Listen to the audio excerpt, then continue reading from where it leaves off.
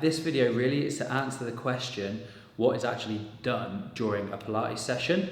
It's a bit of a funny question because all instructors are slightly different in delivery. Like fundamentally Pilates is the same thing, but delivery can be very different.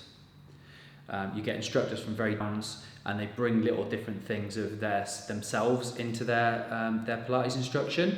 An example is some people who have come to me now have been to a previous Pilates instructor who was also a yoga instructor, and they did a lot of really deep stretching.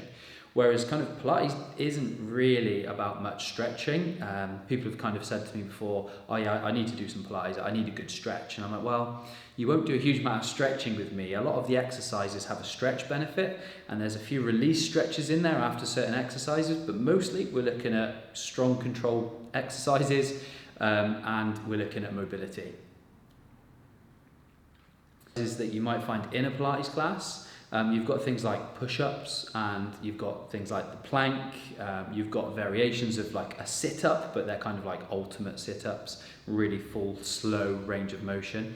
Another thing to mention is that exercise in Pilates, unless it's a different type of Pilates, like a fitness Pilates or boot camp, the exercises are going to be slow and controlled. So one of the big kind of shifts is that, especially if you're coming from any like high intensity exercise, like running and rugby, football, kind of impact sports and high intensity sports, is that you're going to have to rein it in a bit because we move slow and controlled. Pilates was called Contrology before it was renamed Pilates after Joseph Pilates, the guy who created it, died. And Contrology is basically, you know, as I said, it's being able to control your body, and not just the bits that you move in, but also trying to keep the other bits still. Okay, so if you're doing like a push-up, it's trying to keep that nice line through your body, not moving everything else around when you're doing your push-ups. Just a light example of, you know, keeping good control over the body. Control is one of the principles.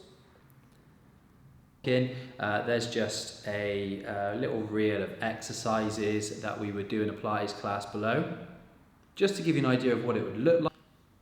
You could also look at any of the sessions, and you'll see is that very originally at the very beginning, there were 34 exercises. There were no variations, there were no levels, there were just 34, mostly very challenging exercises, and basically you just had to do them.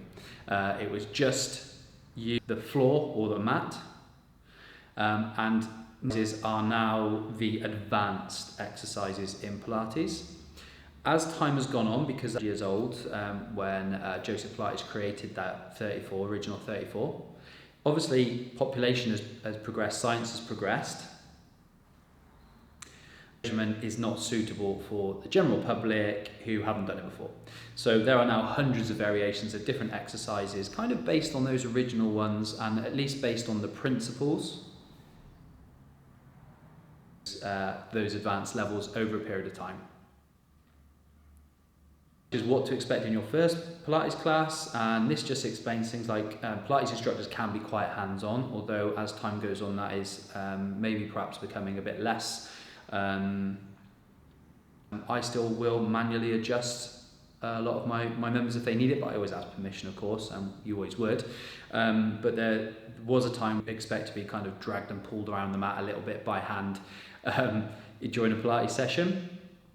So that's another little bit of insight I'd like to mention as well, is that in Pilates there is a real benefit for the mind and body connection and all, you know, that kind of stuff, which can be seen as a bit woo-woo. And in yoga, you know, at the end of a lot of different types of yoga, there is actually a period of meditation, sometimes at the beginning, sometimes at the end, sometimes both. Within Pilates, we don't do that. We don't have a period of meditation, although some more modern forms, people are starting to bring that in now because there are obviously benefits to doing it. But typically in a modern Pilates class, there's not a meditation. But just by focusing on your body as you perform the exercises, you get that kind of benefit of focusing on your body for that hour, shutting out all the other kind of thoughts. This has a bit of a meditative benefit. But they do say that exercise in any form, such as what to expect in your first Pilates class, and there's several follow-along sessions on my channel as well. Feel free to go and try those out. Obviously, I was, putting a few of those exercises down in the corner of the screen there for you to kind of look at and see what it looks like. Hopefully what I've told you about it gives you an idea of what it might be like during the session. If you've got any other questions, feel free to just drop me a WhatsApp or an email. All the details are in the description, and I'll be happy to give you more information. Thanks very much for watching, and hopefully I will speak to you soon. If you like this video, I'd love it if you could hit the like button.